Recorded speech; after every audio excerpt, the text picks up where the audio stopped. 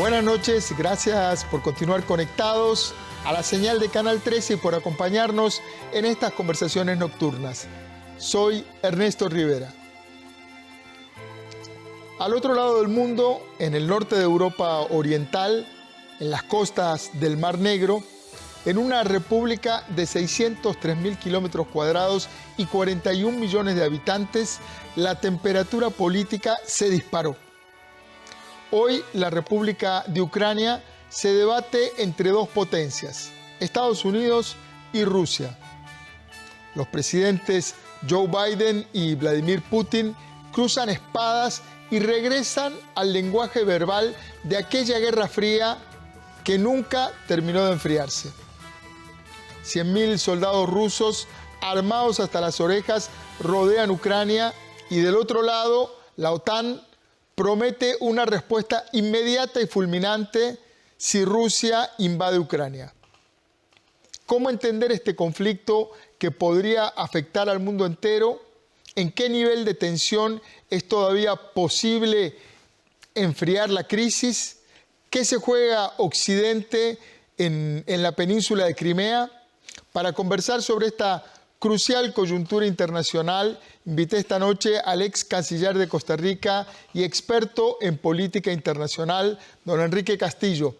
Buenas noches, don Enrique. Bienvenido a 13 Costa Rica Noticias. Buenas noches, don Ernesto. Es un gusto estar con usted otra vez. Don Enrique, en esta enorme crisis internacional que se desató alrededor de Ucrania, ¿reencendió el tono del discurso de la Guerra Fría y la posibilidad de una confrontación bélica entre Estados Unidos y Rusia?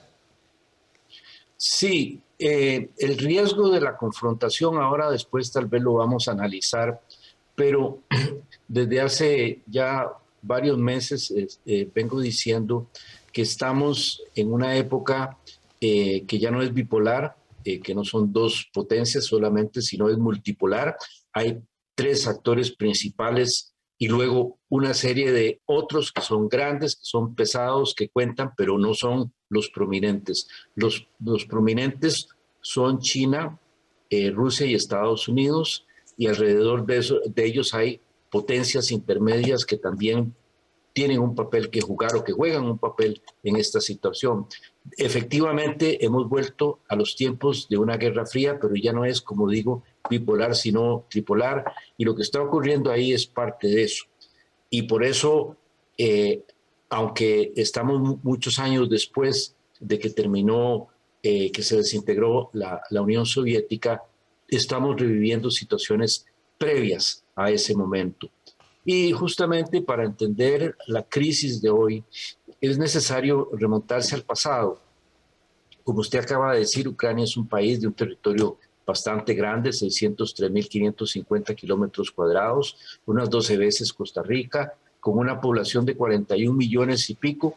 Y justamente ese dato es de un censo del 2020, pero en 1989 tenía 10 millones más de habitantes. ¿Y por qué? ¿A qué se debe esa disminución? Pues posiblemente ha habido emigración hacia otros lugares de Europa, pero también a la pérdida de Crimea en el año 2014.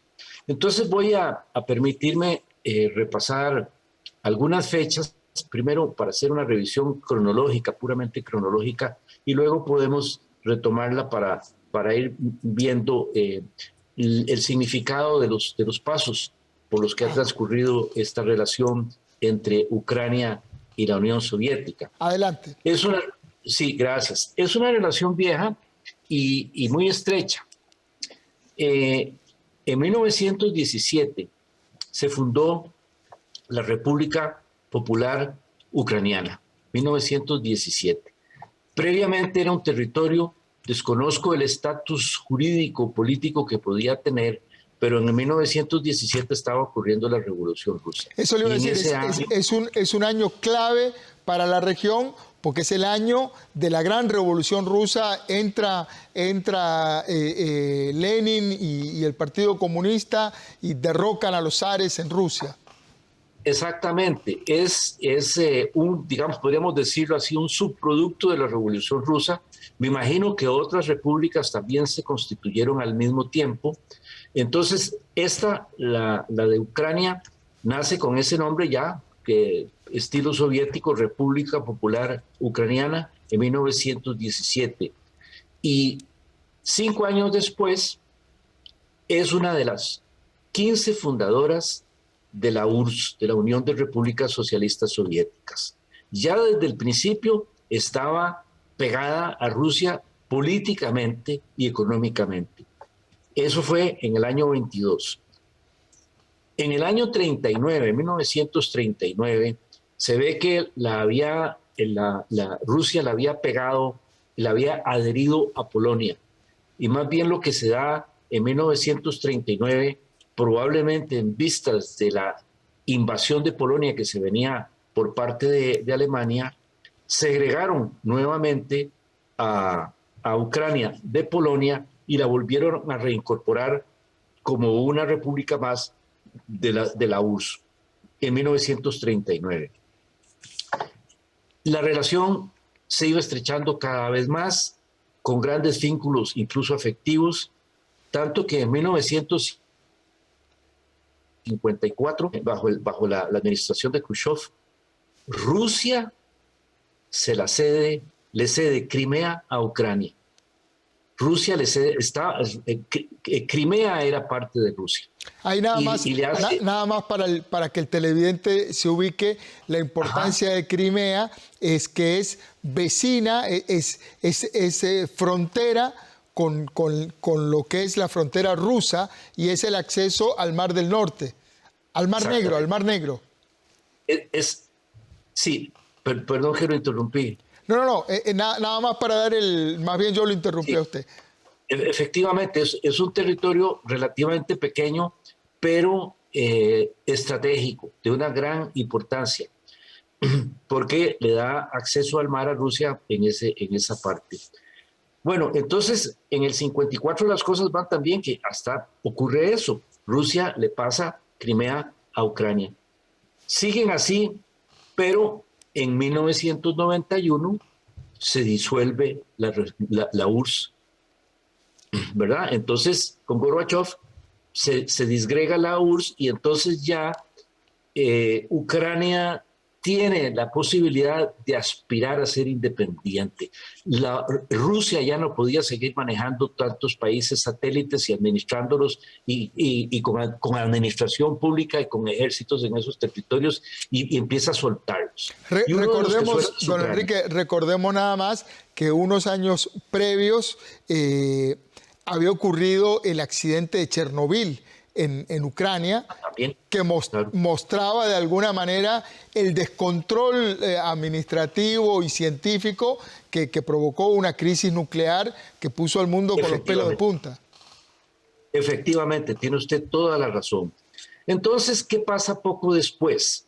Ese proceso de emancipación empieza a avanzar y 3 años después, en 1994, se firma un acuerdo que entre Rusia y Ucrania que le permite a Rusia recuperar el armamento nuclear que tenía en Ucrania. Y entonces se acuerda un intercambio, Ucrania entrega las armas nucleares a cambio de que Rusia le respete su integridad territorial y que juntos compartan la flota del Mar Negro. Es interesante ese punto que yo desconocía, don Enrique, porque es el punto de negociación que encuentran los ucranianos con un gigante, con una potencia que tienen exactamente al lado, y le dice, bueno, yo le devuelvo las armas nucleares, pero bajo la promesa de que usted me va a dejar el país íntegro. Sí, que usted me respeta. Era una buena negociación. Y en el ínterin, poco después, en 1996, ya Ucrania, enrumbada en esa ruta de la independencia, declara o adopta su constitución política en 1996 como república independiente. Y 2 años después refuerzan esa independencia con un acuerdo bilateral que supuestamente está vigente y que ha de seguir hasta el 2042, según lo que se firmó, y que prohíbe incluso desplazamientos rusos en territorio ucraniano sin aviso. Es otra limitación más que los ucranianos logran frente a Rusia. Y toda esa relación, ya los dos, digamos, independientes, se mantiene pacífica, porque políticamente Rusia se ha asegurado de que Ucrania, en esa incipiente vida independiente, tenga gobernantes prorrusos. Y tienen un gobernante prorruso que es Víctor Yanukovych, que está en el poder en 2014, cuando la población está ya harta del dominio político, no era formal, pero de la presión y de la presencia soviética y de la corrupción que había en el gobierno de Yanukovych, y viene un golpe de Estado. Voy entonces a retomar esta cronología con un poquito más de detalle, porque realmente la crisis de ahora, la crisis de Ucrania, ya empieza a denominarse crisis de Ucrania en esos meses, en el 2014 y sobre todo en el 2015, cuando se da el golpe de Estado. Ese golpe de Estado derroca a un presidente prosoviético y es sustituido por un gobierno que más bien es pro-occidental, que aspira a unirse a la Unión Europea, que aspira a unirse a la OTAN y que espera alejarse lo más posible de la presencia soviética. Esto es un golpe muy duro para Rusia. Esto ocurre el 22 de febrero del 2014. Ese día se llama, ese movimiento se llama de las naranjas, del movimiento naranja, o también lo llaman el Maizen, el fenómeno del Maizen, que es el derrocamiento ese 22 de febrero. Y entonces, de inmediato, Rusia reacciona y empieza a accionar para retomar Crimea, ¿no?, como una sanción en contra del nuevo gobierno ucraniano. Es decir, y entonces empieza un proceso días después. Rompe la antigua promesa, el antiguo pacto de respetar la integridad territorial de Ucrania, y retoma lo que le había dado, que era la península de Crimea. Así es. Es un proceso que lo manejan con bastante autonomía los rusos, porque ese territorio era netamente prosoviético. Todavía hoy toda Ucrania está dividida. Está dividida entre muchas provincias y en muchas etnias, pero hay un corte bastante marcado entre el oeste y el este. Hoy en día, y desde entonces, que no hace tanto tiempo, el este era prosoviético y el oeste, en términos generales, era pro-occidental y no prosoviético. Y entonces, a Rusia no se le presentan muchas dificultades, porque la población de Crimea es prosoviética y está contenta, feliz de que Rusia los retome. Y entonces el proceso arranca muy pocos días después del golpe de Estado, que fue el 22 de febrero, y el 1 de marzo ya viene el primer movimiento. El 16 de marzo hay un referendo que se conduce en Crimea, que gana el movimiento separatista, digamos, de Ucrania para unirse a Rusia, y Rusia finalmente declara la anexión de Crimea el 18 de marzo. Es un proceso fulminante, muy rápido. A partir de ahí la situación se estanca mucho. Hay muchas estira y encoge alrededor después de lo de Crimea y después del golpe de Estado, y finalmente se logra en septiembre, unos meses después, en septiembre del 14, una reunión que se conoce como el acuerdo de Minsk, en donde Ucrania, la Federación Rusa, Donetsk y la República Popular de Lugansk, que son justamente parte de la zona de Crimea, acuerdan un alto al fuego y se declara la paz. No se resuelve sobre el fondo del asunto, eso queda suspendido, y el asunto es que nunca se reactiva porque, bueno, primero hay discrepancias y todavía al año siguiente entonces se vuelve a firmar un segundo acuerdo de Minsk en marzo del 2015, que tampoco se ejecuta. ¿Por qué? Se lo reprochan los rusos a los ucranianos. Los ucranianos no cumplieron los acuerdos de abstenerse de hostigar a la parte del este. Y entonces hay digamos, el impasse que se da es un impasse de ruptura. Las relaciones quedan rotas, quedan como adversarios y no se resuelve nunca. Mientras tanto, el malestar ruso, a partir de ahí, que ya era muy grande, sigue creciendo. ¿Por qué? Porque hay otros factores externos que van a influir. Primero, la política de Occidente, es decir, de los Estados Unidos y de Europa, fundamentalmente, de atraer a Ucrania. Y así también quisieron atraer a Georgia, y atrajeron a Georgia, finalmente lo hicieron. Pero, tanto con el doble propósito de incrementar, de expandir la Unión Europea y la OTAN. Y entonces hay una primera etapa en que la Unión Europea se abre hacia el este y adopta una serie de países de Europa del Este como miembros de la Unión Europea, que luego van a pasar de inmediato, casi que de inmediato, a formar parte de la OTAN. Y esa oleada empieza en 1999. Quizás podríamos decir que son los países más grandes del este, que se van casi todos, y luego, pero son pocos todavía en el 99. Y no son fronterizos con la Unión Soviética, con Rusia. Exactamente, y no son fronterizos. Y a partir del 2004 se da ya un movimiento muy ampliado y van a terminar formando parte de la Unión Europea Letonia, Estonia, Lituania a partir del 2004, y toda una lista muy grande: Croacia, Hungría, Eslovenia, Rumania, Chequia, Chipre, Eslovaquia, Polonia y Bulgaria.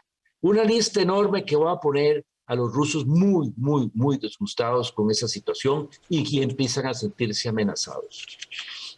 Entonces, esto es uno de los factores que incide hoy. Ese malestar se ha venido acumulando, quedó rota la posibilidad de resolverlo. En el 14 se amplió más, entonces las consecuencias se ampliaron más y llegamos a las fechas de hoy, en donde nos encontramos con lo que ha pasado, con lo que todo el mundo ha visto en los medios de prensa, en la televisión y en la radio y en los medios impresos, que es este enfrentamiento en que Rusia se planta frente a Occidente y amenaza con invadir Ucrania. Ahora, ese es el momento en que estamos. Don Enrique, una cosa que uno se pregunta es, ¿cómo es el proceso de admisión a la OTAN? La OTAN es la organización del Tratado del Atlántico Norte, que básicamente es una organización militar que respalda a los países de Occidente. Sí. Ahora, estos procesos de admisión para un nuevo país, ¿son rápidos? ¿Es algo que podría darse en qué términos? No, eso varía según el país, tanto para entrar a la Unión Europea como para entrar a la OTAN. Yo no conozco el detalle de los procedimientos, pero en cuanto al tiempo, sí puedo decirle que es variable, porque hay candidaturas que, bueno, en general requieren estudios de parte de la organización que los va a recibir, evaluaciones para constatar el grado de desarrollo en X materia que a ellos les interese, en este caso si es la OTAN, en materia militar, en materia de defensa, en materia de seguridad, Y luego de esa evaluación, el país puede calificar como candidato y entra en un proceso de admisión. De hecho, hay países que tienen años de estar ahí, todavía, por ejemplo, Georgia no forma parte de la OTAN y Ucrania justamente no forma parte ni de la OTAN ni de la Unión Europea. Pero ya en el 2008, la OTAN había invitado, digamos informalmente, tanto a Georgia como a Ucrania a entrar. Y eso produjo en el 2008 una reacción ácida de parte de Rusia, y fue cuando Rusia invadió Georgia y le capturó 2 provincias que las sigue ocupando todavía, como reacción a ese gesto de la OTAN. Con Ucrania esto lo venían manejando de manera distinta, porque ellos pensaban que todavía, y en el 2008 todavía estaban controlando Ucrania con poder político, porque el presidente era adepto a Rusia. Y entonces ahí los 2 países, Georgia y Ucrania, se separan en el tiempo. Y entonces Georgia sí logra entrar a la Unión Europea, pero la OTAN todavía no ha entrado. Y Ucrania se quedó por fuera de los 2. Eso es un dato interesante hoy en día, porque la función de la OTAN tiene unos principios como los que tenía el TIAR en América Latina, que era para la defensa de los miembros. Y aquí están. Tengo un mal recuerdo del TIAR en América Latina por mi origen sudamericano, y la guerra de Malvinas nos dejó un mal sabor con el TIAR, que era el Tratado de Asistencia Recíproca. Ya está caduco y nadie aspira a que se aplique. Bueno, en el caso de la OTAN sí, claro, es mucho más estructurada y está muy fortalecida, está muy fuerte, y sin embargo está haciendo una excepción porque está defendiendo a un país que no es miembro. Sin embargo, por supuesto, está amenazando a miembros indirectamente. Entonces, bueno, sí hay muchas razones, sobradas razones, para que la Unión Europea y la OTAN se preocupen. Pero bueno, entonces, esa situación que quedó sin solución es lo que ahora ha desembocado en la crisis de este momento, digamos en esta etapa de la crisis, porque sigue siendo la misma crisis. Ahora, don Enrique, usted hablaba al principio de esta entrevista de un mundo tripolar, no bipolar como antes, sino tripolar, con China como tercero, no en discordia, pero terciando, con una economía además ultra pujante, con un ejército gigantesco, con una agenda geopolítica muy pujante, para decirlo diplomáticamente. ¿Cuál es la posición de China en este conflicto? Mire, no lo sabemos, pero hay algunas indicaciones que permitirían deducir alguna actitud china. No se sabe todavía, pero son especulaciones, y en realidad todo esto está sujeto a especulación porque no sabemos en qué va a desembocar el momento actual. De hoy a una semana las cosas pueden haber cambiado mucho. Pero bueno, por ejemplo, hay un autor español cuyo nombre en este momento no recuerdo, pero que avanza la teoría o la hipótesis de que todo lo que está haciendo Estados Unidos frente al desplante ruso en este momento, toda la estrategia que está siguiendo y la reacción que está teniendo también muy, muy fuerte los Estados Unidos, es con un objetivo último, un objetivo tras del telón, que es ir acorralando a China e ir restringiéndola en sus movimientos globales, ¿verdad? Entonces, está generando alianzas que después podrían ser puestas en práctica contra China, ¿verdad? Por ejemplo, tratar de unir a la Unión Europea en frente de un enemigo común que viene del este, que es Rusia, ¿verdad? Y ponerlos en esa ruta, por un lado. Por el otro lado, no olvidemos que China y Rusia son aliados en lo que les conviene y cuando les conviene, pero tienen acuerdos y tienen entendimientos. Incluso Rusia le vende armas a China. Recientemente hizo un par de ventas importantes a China. Ellos tienen una buena relación. Y por supuesto, frente a los Estados Unidos tienen un frente común. A ambos les interesa adversar y competir y ganarle a los Estados Unidos. Eso los une. Ahora, en particular el caso de China también tiene una característica que es la situación de Taiwán, ¿verdad? Entonces, aquí hay... recordemos que Taiwán es una isla que pertenecía, o bueno, bajo la óptica china todavía le pertenece, es parte del territorio continental, pero que tiene desde hace muchos años una vida independiente y tiene una rivalidad con China por su territorio. Es decir, al final hay un tema ahí de territorialidad. Exacto. Entonces hay como un juego de espejos entre el caso chino y el caso ruso frente a los Estados Unidos. Entonces, China debe estar muy atento a ver lo que pasa, a ver cómo se desenvuelven los actores, pero por el momento se mantiene al margen, no se va a implicar públicamente en un conflicto que no le atañe directamente, pero hay esa presencia invisible de China en este cuadro. Y a donde estamos ahora, ¿qué es lo que está pasando? Bueno, lo que está pasando ya en estos momentos y hasta el 9 de febrero es que Rusia y Bielorrusia habían convenido hacer maniobras militares conjuntas. Y eso ha servido para que Rusia desplace tropas a lo largo de la frontera de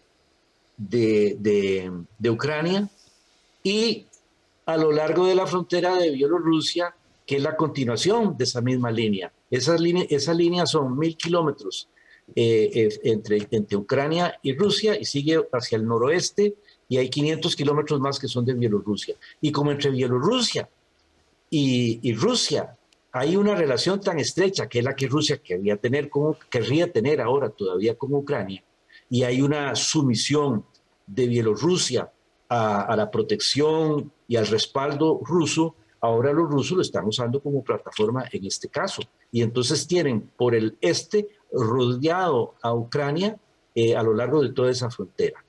Y ahí están haciendo ejercicios en este momento y se van a prolongar hasta el 20 de febrero. Esa es la oportunidad para tener ya tropas instaladas en la zona. Una situación de total crisis, todas las alarmas encendidas, se nos acabó el tiempo, pero creo que le aportó a usted, a la audiencia, un panorama de lo que está ocurriendo en Europa Oriental, en el norte de Europa Oriental, que nos quedará para una segunda conversación las posibles repercusiones en América Latina. Don Enrique, yo le agradezco mucho. Con mucho gusto. Espero que la diplomacia pueda resolver esto antes de que se vaya más allá. Esperemos que sí. Don Enrique, muchísimas gracias por su tiempo. Gracias. Aquí estamos tratando de interpretar un poco el mundo en que vivimos, un mundo complejo, interconectado, en donde todo nos afecta a todos. Recuerde, trabajamos para usted. Somos la televisión pública de Costa Rica.